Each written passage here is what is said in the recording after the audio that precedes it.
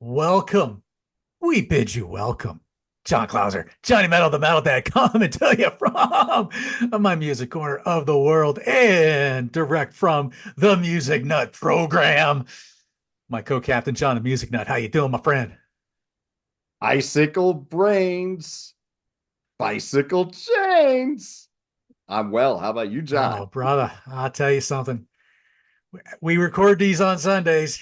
It looked pretty That ugly, time, but Chris Boswell saved the day and the defense saved the day. So no here doubt. we go. So oh boy. Up to the Limit episode 3. Today, we don't get to talk about a chick with a chainsaw, but we get to talk with the chick with the barbed wire going through her head.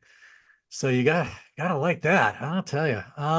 Breaker Breaker 1-9, as they say in CB talk, the third album from Accept. And yes, I also know we told you guys at the beginning of this series that we were going to have a guest with us on every single album. Well, our thoughts go out to Joe B, who was supposed to be with us today. He had to cancel at the last minute, and I didn't want to put anybody through a last minute rush to try to get on here. So our thoughts certainly go out to Joe as he's having to deal with some family stuff. So Joe, we love you, brother. We'll get you on here sooner than later. So Breaker, the third album. This time we have still produced by Dirk Steffens, but this time the first album to be engineered by Michael Wagner. So that's a very important thing. You still get a little bit of Peter singing a couple songs here and there, at least a song and a half, song and a half. What Recorded through December 1980 through January 1981. Released March 16th, 1981, again on the Brain label in West Germany, Passport label on the US. Three singles. Uh, Burning, which was released in February 81 in West Germany. Breaker, which John was singing earlier, in April of 81 in Japan only. And Starlight in December of 81 in Spain. No chart action whatsoever to talk of. So let's start breaking it down. John, floor is yours, my friend. Thank you, John. The quantum leap forward. Oh Her boy. accept came into their own. Yes. This is the accept you know and love. The only thing we don't have is the hints of AC/DC so much, and we don't have the gang like vocals. Outside of that, this is the accept you know and love. This is the most passionate, the most hungry album, except we're due with Udo Dirkschneider. Dirk Steffens produced this, but the production totally different than what he did on I'm a Rebel. This is a classic heavy metal album, even if not enough people say it. Fantastic album. Mm. Opens with Starlight. Riveting opener. The riffs kick ass. Udo's evil snarl, trademark shriek on full display. This album, as Udo would say in the liner notes, was a result of pure anger. And you hear it right at the beginning here. The riffs are killer. These riffs would provide a foundation for a lot of future songs. The bridge kills. Wolf solos on here. Excellent. Fantastic opener. If you go to see Accept in 2024, which John and I will be seeing them pretty shortly, they do this as part of a medley of their early songs in their live sets. Excellent opener. And then we get to the title song, their ninth most played song live, Relentless. Stefan and Peter are a rhythm machine. on this. Heavy as sin. Rhythm section destroying all in its path. Mhm. It's about a merciless destroyer. The analogies in the lyrics are very impressive. Icicle brains, bicycle chains. I took that from the lyric in Breaker. This is a kick ass heavy metal track. Yes, it This is. is what heavy metal is about. Excellent. Run if you can. Driving track keeps up that momentum. We got great little solos played in here between the verses, a strong chorus. We got some alternating solos here between Wolf and Jorg, which work very well. Another strong track. Can't Stand the Night. Power ballad, Accept style. I was talking about Udo singing on Glad to Be Alone, which was the power ballad on the debut, and it just didn't suit him then.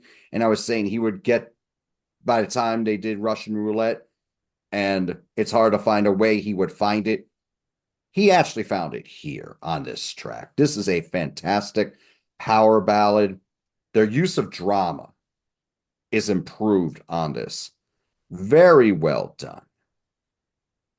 And then we get to the persistent and personal and poignant and profane son of a bitch. Like, yeah, it's like, tell us how you really, what you really think. That's what I wrote. Udo, tell us how you really feel. Oh, boy. Very spirited. This riff kills. This is one of their more memorable songs from the early years.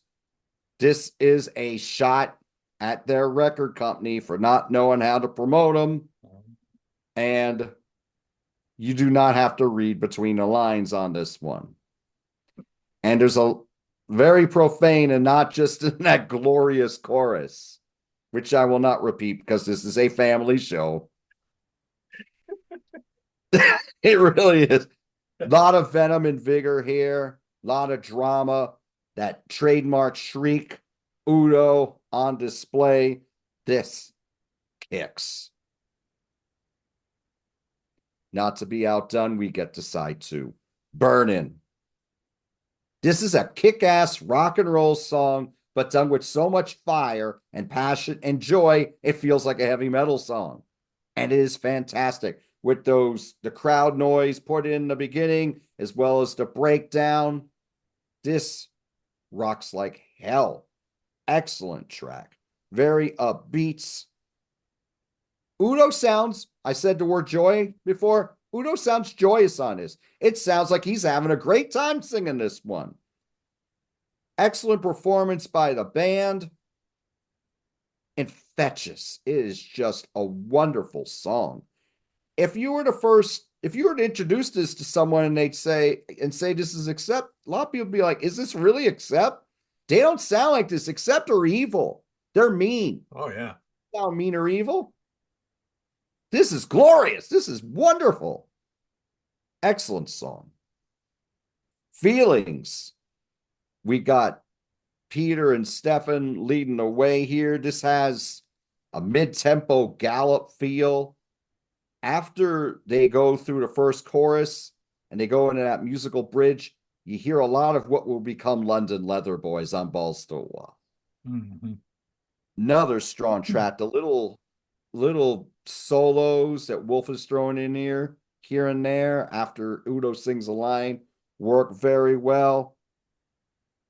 Another strong track. Midnight Highway. This is a song that gets criticized sometimes by some old school Accept fans because you got those unison lead guitars that sound like Boston. And again, the lyrics are a lot more joyous. Midnight as I'm cruising on the highway.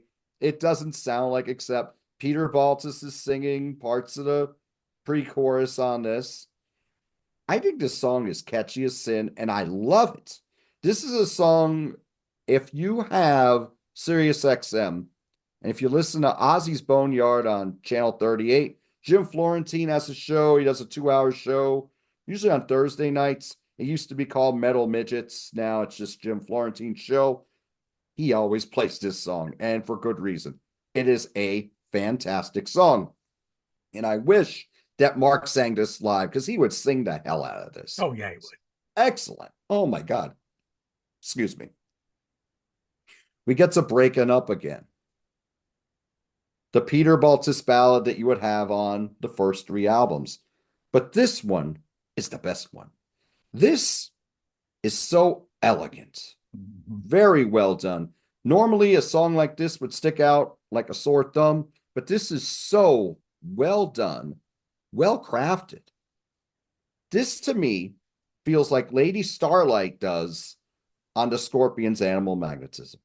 It has that same elegance, that same performance by the band. The only difference is, as fine a vocalist as Peter Baltis is, he's not Klaus Meine. Klaus Meine is one of the best hard rock vocalists that's ever lived. Yeah. But this is very well done. Excellent. Elegance in the verses. Then we get into the solo. Then the whole band kicks in. It doesn't get really dramatic. It just stays in that same vein. It's played with a lot of passion. So well done. Yes. Down and Out, closest thing to an AC/DC song on here. This is the closing track on the album. The riffs carried away. We got Udo in his glory again. Some nice dive bomb solos from Wolf on here as well. Just a killer closer. Rocks like hell again. This is often overlooked when we talk about the great early heavy metal albums, as I mentioned before. And I think another reason this is overlooked is because of the three albums that will follow, which are the ones that what's the best Accept album? Usually hear one of those three being mentioned. But This is one that should not be slept on at all. This is the Accept that you know and love. This is a killer record. And I give this a 9 out of 10. 9 out of 10. Woo. Oh man. All right. I like that. That's good stuff. Thank you. Good stuff. So my thoughts about this album, because it's been a little while since I really spent a lot of time with this. So my first thought is, yes, this is the Accept that we finally were waiting for. Yes. You know, if all you do was Balls to the Wall and Metal Heart or Restless and Wild or whatever, and you kept on going backwards and you finally get to Breaker, then okay, yeah, finally this is what we were looking for. I love that high screech of Starlight. It's weird though, because I feel like I'd heard it before, but I heard it in a much lower register. You know, where he goes Starlight, and my first thought was Grinder. Oh, I don't know why that connected to me, but it did. Sorry, folks. I get all these weird connections that I don't know if they really go anywhere, but that's kind of that one goes plenty of places. That makes sense, John. To me, I just feel like this album is where you can hear you can still maybe hear a little bit of influences of, say, Judas Priest or Scorpions and AC/DC and whatever else was out there. And this is where they meld them together and they start making their own thing. And that's, to me, that's what Starlight is. You finally get Udo's signature voice, that growl rasping lyrically. Okay, yeah, it's one of those kind of a little bit of a profound mystery, kind of wondering about. I'm trying to read my notes here. My chicken scratch is getting worse as I get old. Yeah, both glamorous and dark, about the whether you're the glamorous lights of Hollywood or the darkened streets of Whitechapel, London, or wherever you are. There's a lot of mystery that goes on. It's a lot of good stuff here. Great kickoff track. I'm gonna have to definitely pull the notes up a little closer here. Obviously, the title song, Breaker. What an energetic song. You get Stefan just starting to do that double bass thing. I love that part. Almost my first thought was kind of like a Thanos-like character, as this character just doesn't seem to have any kind of sympathy or care for anything, and he's just plowing through humanity, kind of a thing. Um, but yeah, boy, again, beautiful construction here of the song. Again, with Udo's voice, you just lovely little chorus. Even though I don't know what the whole icicle brains and bicycle, I'm not, that still is a little question, but it's still a great song. And I would love to be able to hear a little bit more of this song. I'd love to hear Mark tackle this one. Um, Run if you can. Another chugging groove. Um, let's see, another kind of good and evil fight song kind of thing. Get those negative forces out. Got lots of nice guitar interplay in this song. Man, there's some great stuff here.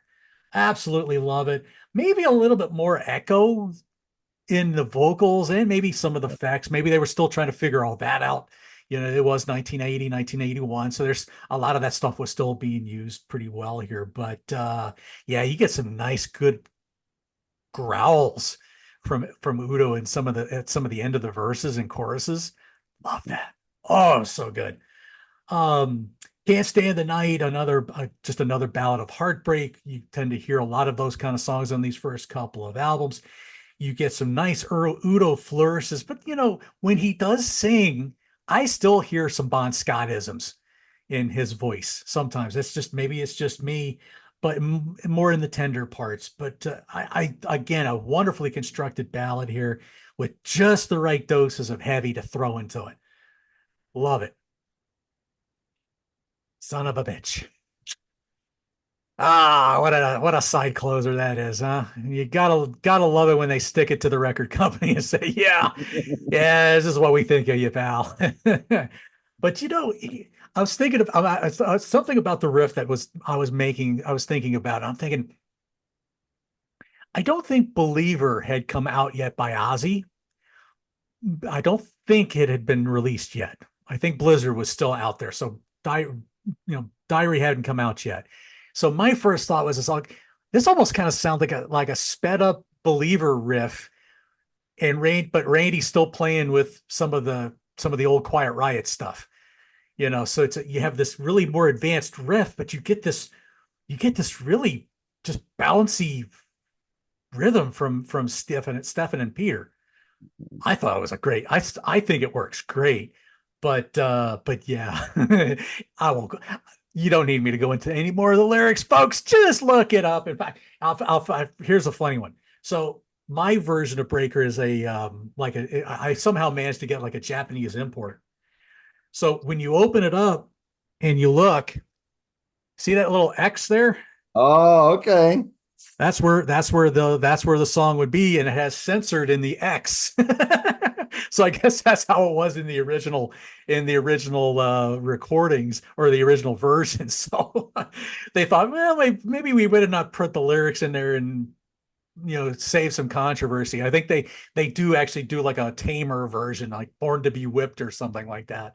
But anyway, flip that side over. And you talk about Udo sounding joyous on Burning. Well, you just heard him get his frustrations out on the previous track. Um, Yep. I love the live feel of the song, interplaying that, making you feel like you're at a concert here, with the whole burning, the whole that middle section. I hear a very AC/DC boogie, as Martin Popoff would say, boogie like feel. That's kind of and I even feel like I heard some like Let There Be Rock a little bit kind of feel. But anyway, still they found a way to make it their own, and it works perfectly. I think it was a great opening to the side. Um, Feelings, another groovy rocker with that funky bass line thing going on underneath. Um, I think they figured out how to keep that funky bass line stuff, but start making it even heavier Mhm. as they would move along, and they don't get quite so disco-y sounding, I guess you could say. But another song just about staying resilient. I think it's just another, you keep working hard, but you're not getting the recognition, kind of a feel in the song. um another great, music's got your back though, and this is a great song. So it's another lovely track. Midnight Highway, the adventures of the late night drives. Gotta love that. Um, I don't know. I still hear. I feel like I heard this midnight. Da, da, da, da, da, da, da. Yeah, I'm feeling like I'm still hearing an AC/DC like vibe, like almost like a "You Shook Me All Night Long" kind of feel, or something like that. I don't know. I'm still picking some things from AC/DC or something like that up. Maybe not AC/DC exactly, but anyway, still a great track. Still a great track.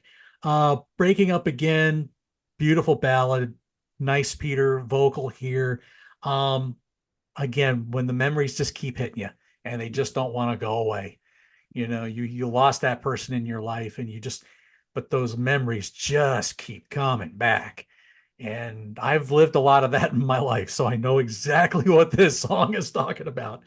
Down and Out closes it. Just another great song about the resilience, self-empowerment, all the things that you hear all these bands singing about, and they probably wondered, this is probably how we got through all this stuff, is we wrote songs like this, and this was like our therapy, and hopefully people will listen to it. And I thought it was a very good strong closer. I was only going an 8.75 with this one at first, but I think I'm going to bump it up to a 9 as well, because it really is that strong of an album, and such an improvement from the previous two. They finally get decided, okay, enough listening to everybody else saying what's good for us. We're going to do what we want to do and what we want to write and record. And the rest is history. So Absolutely. so there you go. All right. What kind of tour action did they have with this one by Oh, let you chance? know of 52 dates all in Europe. But before we go into Okay. that, this is the version from Icarus Records. Now, on the inside of this, number one, kind of a running Oh, joke. We get the "I'm a Rebel" insert on the inside, like we got on the self-titled debut, and "I'm a Rebel." However, we get full lyrics on here, oh. including the lyrics to "Son of a Bitch" in their entirety. No X's here. And we got a lot nice live photos here, which work very well. We still have the Nice. old Accept logo there. And we got some band photos on here as well. It shows you who each member is. And yeah, it's nice on the inside here. And of course, more shots of the scared woman on the cover Yeah. right behind the lyrics. So the inside, the liner notes here are very well done. We got Udo has liner notes on here telling you what the band was going through at the time, which John so eloquently expressed. So let me just finish showing off what my copy looks like. So this is Really? this is my booklet. So you just have this big collage of photos. Mhm. So that's all you get there. Um, that's the back, nothing. And then like with most Japanese imports, so I'm not, again, this is what I picked up. So you have this big white sheet of all the Okay. Japanese stuff, but then you do get a nice the lyric sheet in English with, let's see, huh? And there it is. There's old SOB There's, itself. So there it is. so Yeah. so there you go. So you get all this Japanese stuff, which that's not translated into English, but at least they have the English lyrics in it. So at least Right. I got something. But Yeah. the CD itself sounds really good. So there Yeah, you the go. Icarus version definitely does. And of course, we got the old Accept logo with the dual Flying V guitars there. And we got the dual Flying Vs listed on the back with the track listing as well. So, Breaker, as I indicated, 52 dates, all in Europe. On this tour, they played every song from Breaker except for Breaking Up Again. Okay. So, and a lot of these songs would be revisited on future tours. As I indicated, they will be doing Burning as part of a medley on this tour in the States in 2024, and they have played Breaker and Starlight and Son of a Bitch live quite often. First date, April 18, 1981, over de Bruce, Gouda, Netherlands. We got Dorpschuur at Runerwald, Netherlands, De Mule in Heesch, Netherlands, Hirsch de Mule in Stadskanaal, Netherlands. They play a lot of dates in the Netherlands. Quartier Latin in Berlin, Germany. They played there a few times on this tour. They played at Launhaus in Solothurn, Switzerland. Manchester Apollo, 2 dates in Manchester, England. Birmingham Odeon, Birmingham, England. From this point, they're opening for Judas Priest. Ooh, okay. Point of entry. Huh. They played the Apollo Theatre in Glasgow, Scotland. 2 dates at Newcastle City Hall, Newcastle upon Tyne, England. Hammersmith Odeon, London, England. Poole Arts Centre, Poole, England. Brugge Hall, Essen, Germany. Walter Kobel Hall, Rüsselsheim, Germany. They did a date at Palais de Belleau in Lausanne, Switzerland. On that date, we got Judas Priest and Def Leppard, who were pushing high and dry. What a lineup. Wow. Yeah, I can only imagine. That would have been a show I would have loved to have seen. To die for, my gosh. Hall Renus, Strasbourg, France, Force National, Forest, Belgium. And the last day, December 15, 1981, the incredibly popular unknown venue is Solingen, Germany. So there you go. Oh, gotta love that. Gotta love that. All right. Well, there you go, folks. Well, I'll tell you what, this was, man, this was a this was a great album to revisit. It's been a little while since I really had really checked in that close and really delved into it. So but and I don't have my copy to talk about for next week, but yes. Next week we go Restless and Wild. Oh yes, that's gonna be a doozy. Now we're getting into that sweet spot, as John mentioned. These next 3 albums are like that's the core, except that everybody's gonna really recognize the most. So hang in there, folks. We're just getting started. So all right. So John let's see, he's between doing Smithereens Saturday. We got there was the a Herbie Hancock episode that we caught. Let's see, Fairweather Johnson from Hootie and the Blowfish. So I'm just trying to think of some of the other ones that you've been kind of going through. And so yeah, folks, come on, go check his channel out, like, share, subscribe, do all that good stuff. But let's see, we just done the trying to think, what was the last thing we just did with Grant? Oh, the Albums where the cracks began. yes, albums where the cracks began to show. Yes. Yeah, we set the world on fire with that one, didn't we? Yes, we did. And speaking of setting the world on fire, tune in on Monday, September 16 at 8 p.m. Eastern Standard Time when John and I will be joining Grant's Rock Warehouse with Grant or I'm not sure if Ernesto's going to be on there, but we got Byron on there. We got Daryl Collins, DC Tune Time. I believe we're going to have Yvonne, the Music Man, on there. We're going to talk about our top 10 favorite tracks from 1983. Yep.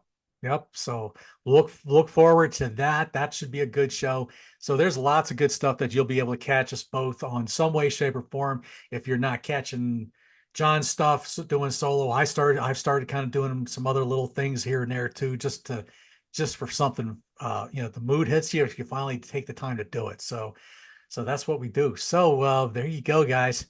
Looking forward to getting Restless and Wild next week, folks. So like, share, subscribe. Tell us what you think of Breaker. Let's hear it. Let's hear it about. All right. So for John the Music Nut from the Music Nut program, John Clauser, Johnny Metal, the Metal Dad, saying rock forever, y'all. We'll see you next week. Take care.